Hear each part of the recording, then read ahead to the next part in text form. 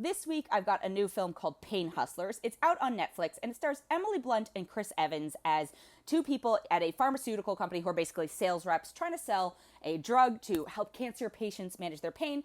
That drug is basically fentanyl. Now, this is not a topic I know a ton about. I actually weirdly do know a fair amount about how pharmaceutical reps dealt with doctors. But so there were little bits of this movie that I was like, oh, I do understand the regulation that you're talking about here. But in terms of the subject matter, this is a movie that is not a fun subject. Drug addiction is not a particularly fun thing. It's also trying to be this sort of look at the pharmaceutical industry in a way that feels like it wants to be a sort of Wolf of Wall Street and peel back the curtain and show all the tawdry things that happen in order to make this business work.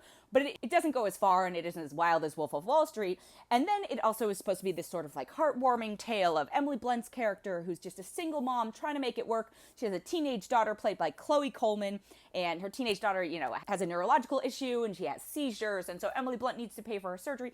It's got all of these elements like swirling about, but at the same time, I don't think it commits enough to any particular direction in order for it to be a super compelling film. Now, I will caveat that when I see a Netflix film of the week come out, or now we're at this point of like every 2 weeks, I get a little to a lot scared, because when they started rolling out, and if you see, a name like, oh, Chris Evans and Emily Blunt are in this on a Netflix film, in the beginning you'd be excited. I remember it was like Chris Hemsworth or the Russo brothers or, Anthony Mackie. All these folks were jumping to Netflix for these big original films.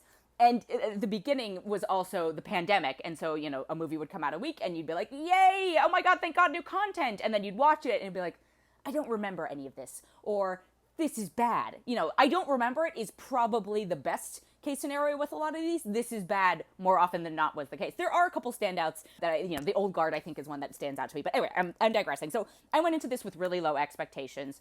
It was, decent to see some of the curtain peeled back on the sketchy or gray area practices of the pharmaceutical companies. But at the same time, I think this film lacks, a stronger direction. It's from David Yates, who is probably best known as the Harry Potter director. Like, he directed I don't know if he wants to be known for this, but he directed the Fantastic Beasts films, the last few of the movies. So he's a pretty decent director. It also has a good cast. In addition to Emily Blunt and Chris Evans, you've got Andy Garcia as this doctor/investor who creates the patent for the delivery of the drug that is basically fentanyl. Catherine O'Hara plays Emily Blunt's mother. Jay Duplass and Brian Darcy James are in it.